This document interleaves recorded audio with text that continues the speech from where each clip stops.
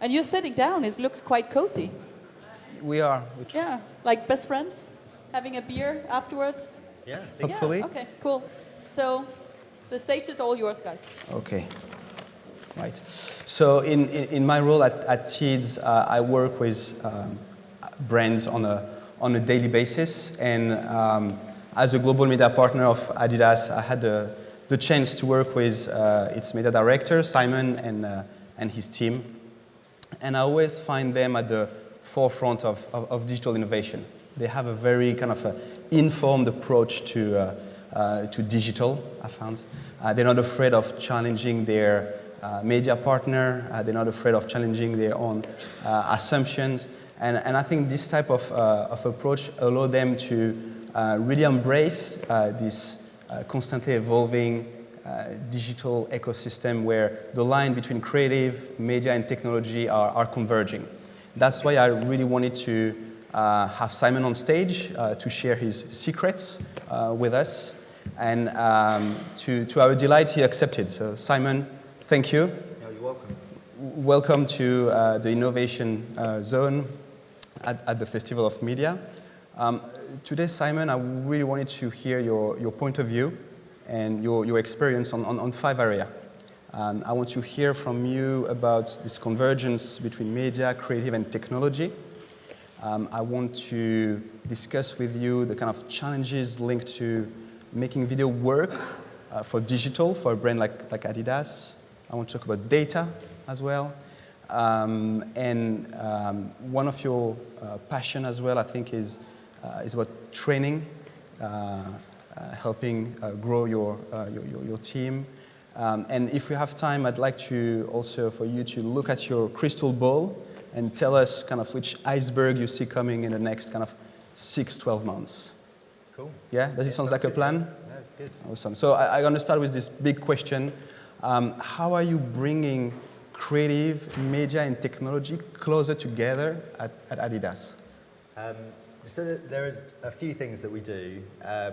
We work with a few large creative agencies. We work with one media agency globally across the world, and then we have 4 creative agencies that are kind of standard across our different business units. We've got 13 business units, 119 markets, and total chaos. But the 4 creative agencies are 72 and Sunny, TBWA, Iris, and Johannes Leonardo, and they're all kind of scattered all over the place as well. So one of the things that we're doing is there's a guy in our team who's in charge of comms strategies. The guy stood right at the back there, Josh.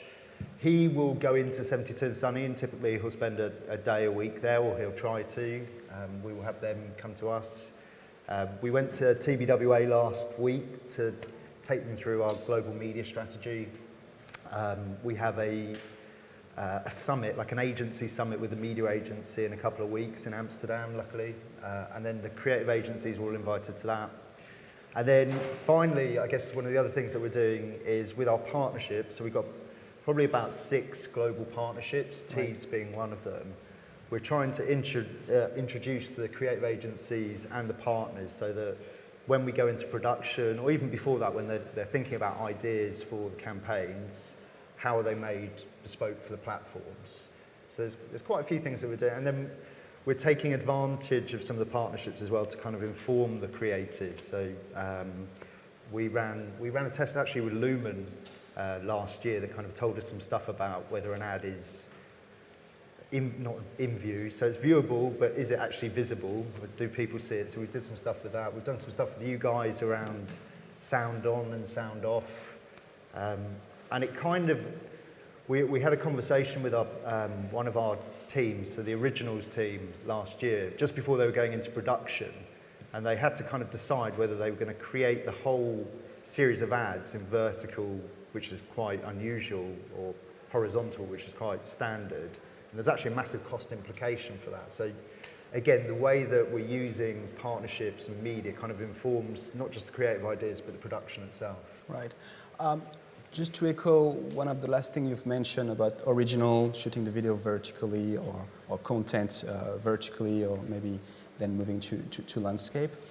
What are the challenges and complexity linked to making video work on digital for a brand like Adidas? Viewability. Right. It's something that everyone knows about. Everyone is kind of aware of some of the viewability issues, particularly around certain platforms, social media platforms. So that is a challenge. I think, the way that people scroll through their apps means that the videos that we create, even if they're 6 seconds, even if they're 10 seconds, whatever size they are, they're not necessarily viewable. So from a video perspective, there are some channels. So we try to be channel agnostic. We try to empower our agency to be channel agnostic, to be tactical agnostic, just to basically come up with the best media plan for the activity, for the campaign itself.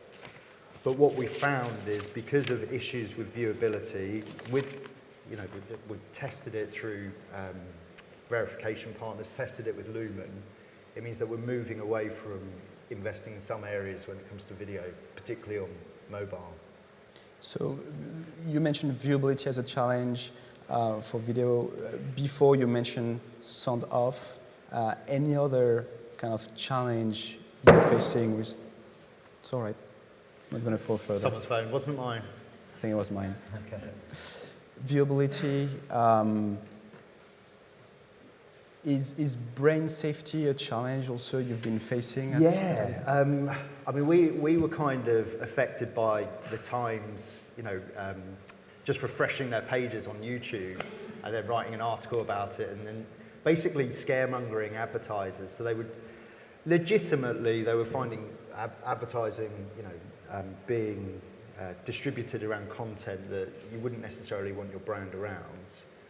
But I think the way that the Times kind of went about it as well, which was to create this kind of shock within the industry, was, it's kind of a little bit hypocritical, particularly seeing as they're quite happy to put ads around, content that's not necessarily brand safe as well. I think we all suffer from it. From what I understand, there's no easy solution. I was listening to IDCOM's podcasts yesterday. They've got 4 of them. You should ask David Indo about all the content. They're fantastic. But one of them is about brand safety and fraud. And basically the guy that's talking on it with Tom is saying there's no real way to address all of the issues that exist within brand safety with fraud because there's so many different ones.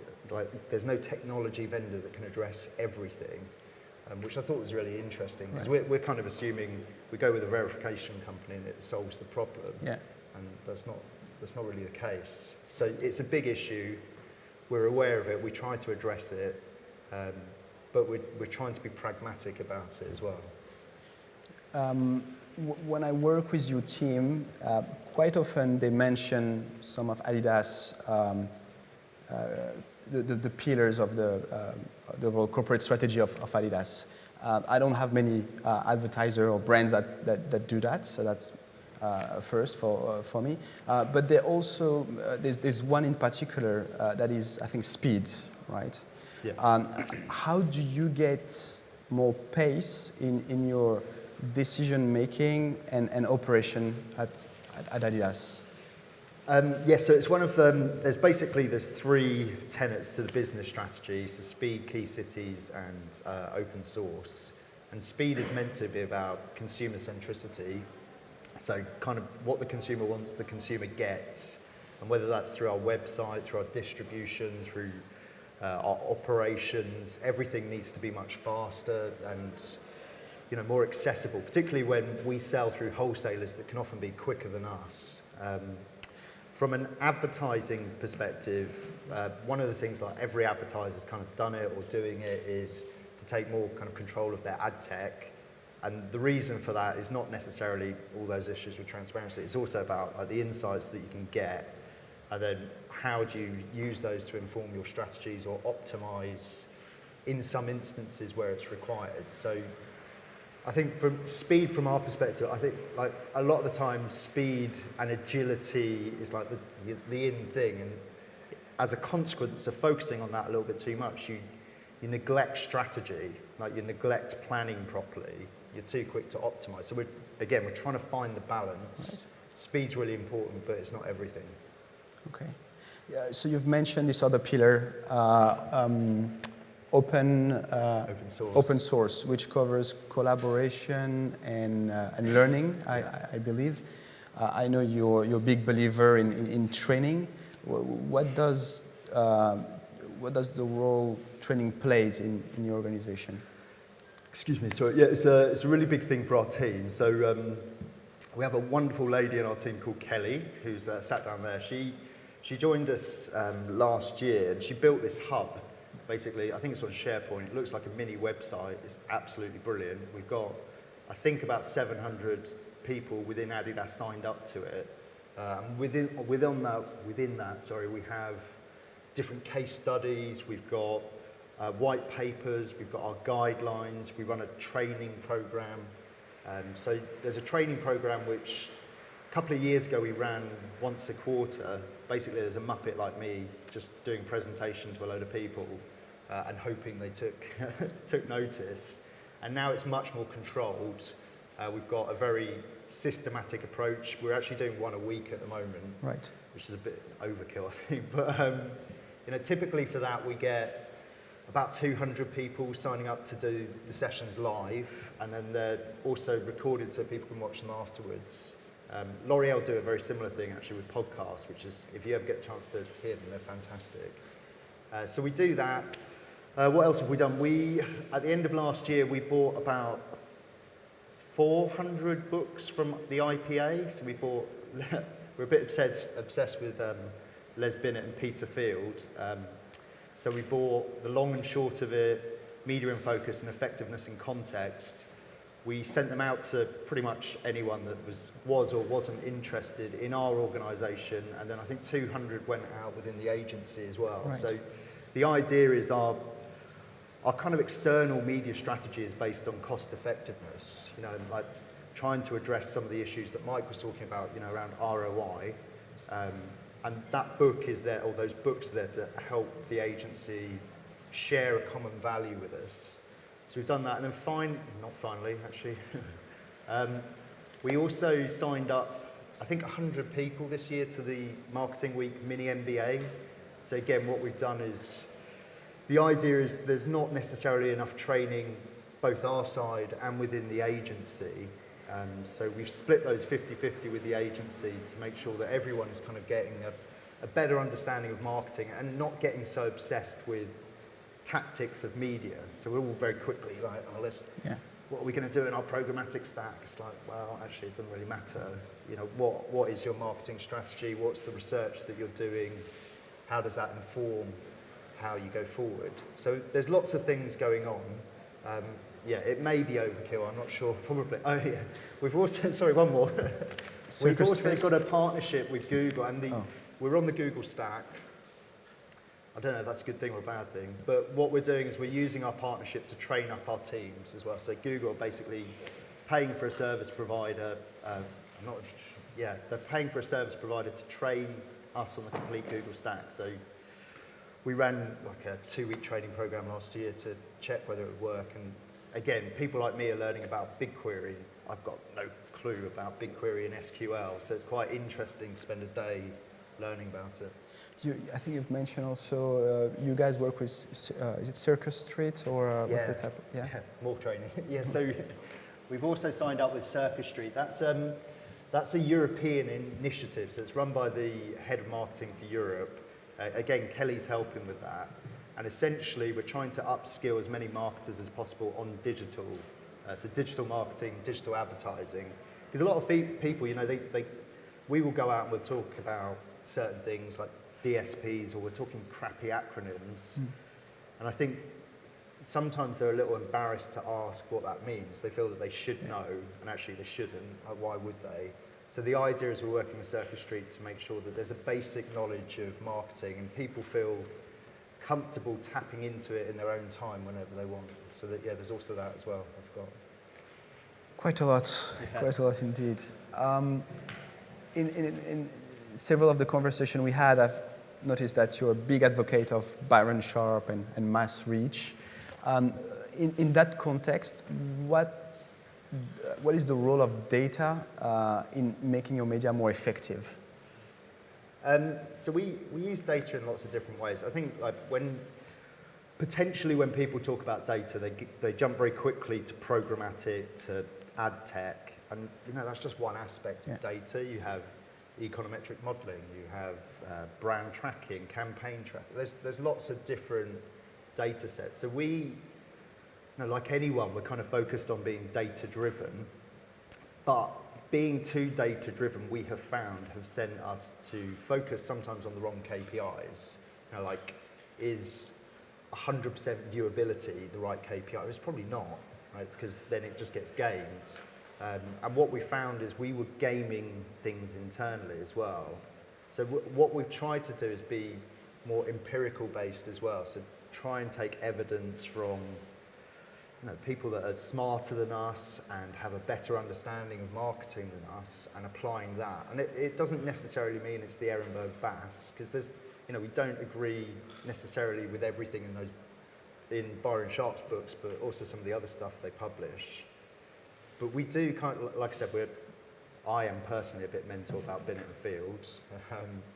And they talk about reach and they talk about activation, the long and short of it.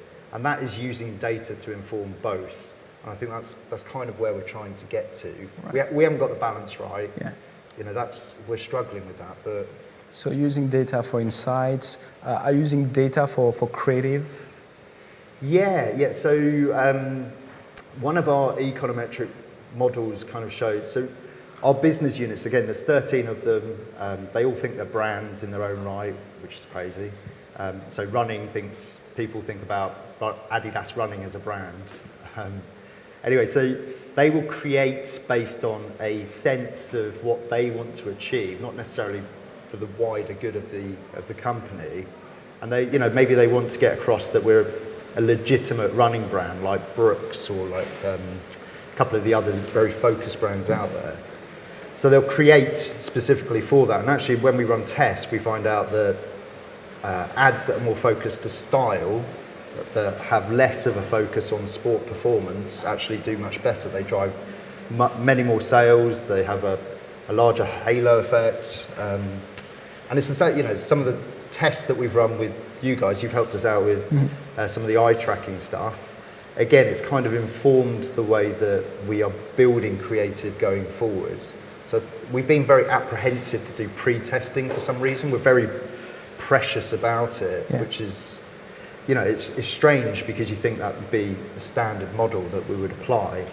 So I think some of the stuff that we did with you guys has actually helped us now to push forward with pre-testing. So now they're kind of, does this type of creative work, does it affect any incremental value for us? So yeah. Good. When I studied, I was really curious to find out about, what's your view on the near future of media. When we kind of prepared the question, we started to discuss about, ITP, the role of data. Is it something that concerned you, ITP, and its impact in media for the next 6 or 12 months? Yeah, I mean, it is. I genuinely don't know if it's a good or a bad thing. So ITP2 and GDPR, GDPR in itself feels like a very good piece of legislation. It's about protecting people's privacy. That in itself feels fantastic, but you kind of begin to wonder whether part of its purpose was to affect the duopoly of Google and Facebook, and actually what's happening is it's helping them even more. And then when you think about ITV2, where cookie redaction is happening in 24 hours I think it's on first-party data, first-party cookies, it just makes kind of attribution measurement really, really difficult. And then I saw a rumour on like ExchangeWire or something like that about Chrome potentially getting rid of cookies. And you think, well, if that happens, that kind of makes the walled garden even bigger in display, makes you more dependent on Google. And is that the right thing? Because, you know, initially Google seemed to be a virtuous circle. It was kind of helping everyone, theoretically. And now it's closing itself up, and it's making advertisers, I think, more dependent on it. So I don't know if it's a good thing or a bad thing. It really affects us in terms of how we think and the stack that we put in, and whether in-sourcing is the right thing or not. All of those questions come out when you look at that, because it begins to question what is agnostic. Is it disbalancing measurement? Is it kind of pushing you more towards short-termism? So yeah, that's probably the biggest thing over the next 6 to 12 months. Okay. I think we have, or maybe before we ask a question to the audience, would you have one advice that you would like to share with the audience? Yeah, well, there's something that we're looking at the moment, which is all around measurement. We have lots of different analytics teams internally that are all kind of looking after different elements of measurement. So someone's doing econometric modeling, someone's doing attribution modeling, campaign tracking, blah, blah, blah. And everyone thinks they've got the silver bullet, right? But all of those methodologies are flawed. Yeah. And I think our team and other people internally having the balls to kind of question it and, you know, not just accept that these experts are telling us the truth, and kind of, you know, be prepared to look like a bit of a numpty asking them why that is the answer. I think it's really important, because actually none of them deliver the truth, because there is no truth. It's somewhere in all of that, and we're just trying to find it. So I guess my advice is, don't be afraid to be a numpty. Thank you, Simon. Any question from the audience for Simon? Yeah, I have one gentleman over there. Simon, thank you for sharing your perspective and experience. It was really great. Just one question that I have for you. So you looked at a lot of different creative versioning and formats. Did I hear you correctly in saying that the money lost to viewability is a bigger on cost than it is creative versioning for specific digital platforms? Was that correct? No, I didn't say that, but I wouldn't be surprised if that's true. I mean, like, yes, the implications of creating specifically for some platforms, you have to question whether the incremental value from doing that is worthwhile. I don't know. It's something that we're looking into. There's a guy in our team that's looking at incrementality on one of the platforms that has very bad viewability, and when it comes to video, it's very questionable whether we should be investing in that particular platform. Thank you. You're welcome. You're talking about vertical video, maybe? Other questions? Sorry, do you want to repeat here so people can hear? I don't want to dig too much, but are you talking about vertical videos? Am I talking about what? Vertical? No. No? No. Oh. I'm curious to know what kind of content. I'll tell you separately. Okay. Okay, that was a secret. So apparently we all have to go outside and hear that answer in 2 seconds. More questions?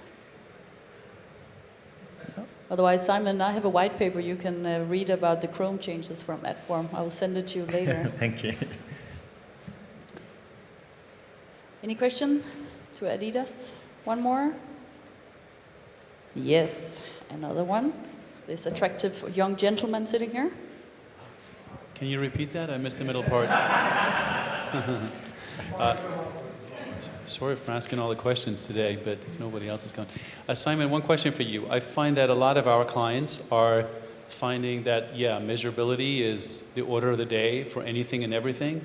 And that has sort of gotten us into a bit of a second race to the bottom, because the more performance-oriented your media is, the easier it is to measure potentially. So I find that some of our clients are now saying, well, we want to start measuring the tough stuff, what is really helping us growth long-term. You mentioned short-term earlier. So I'd like to know, is that an issue for you guys? Do you find that you're equally well-equipped right now to measure more upper funnel and lower funnel?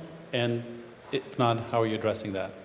Yeah, so a couple of years ago, we Well, about 3 years ago, we were on last non-direct click as an attribution model.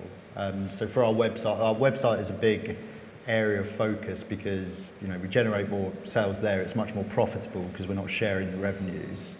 And that focus on non-last direct click was causing us to focus so much on the bottom of the funnel because it's very easy to prove accountability. So one of the things that we tried to do is change the attribution model. In fact, we did change it, and we built a custom one. But even that is not accurate. Right? It's not digital advertising driving digital sales. It's everything. And I think what we have a tendency to do as an industry is probably focus very much on what is accountable, but it doesn't necessarily mean that it's what's growing your brand. So again, there's kind of 5 areas of measurement that we look at: attribution, media mix, campaign tracking, brand tracking, and a KPI framework. And what we try to do is take the insights from each and then go out and test them. So we have a test and learn approach, which is essentially, here's the hypotheses, let's go and test it in a number of scenarios, is it true? I think that and media mix modeling is helping us look more at the upper funnel, if you want to call it that.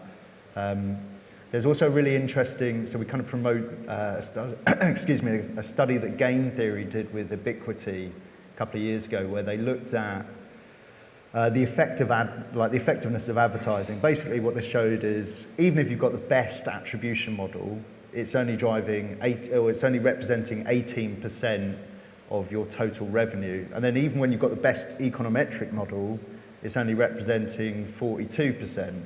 So then you've got whatever it is, the remaining 52%, which is happening over the long term. It's happening over a 3-year period. So I think trying to educate people internally, that's partly why we do that training program, is to make sure that people that are focused on digital or focused on those kind of siloed optimization areas kind of think a bit more widely, because their KPIs are the same as ours. They've got to grow the business. So we're trying to empower them to do that and to have the right kind of idea of how you do it. One more? We still have time. Don't be shy.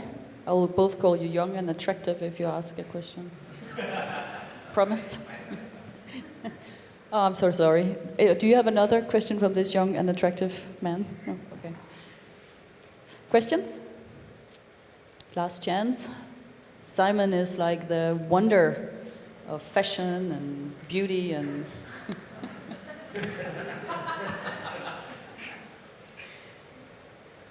Okay. Thank you so much, Rashid and Simon. It was really good. Thank you. Thank you, Simon. Is that yours?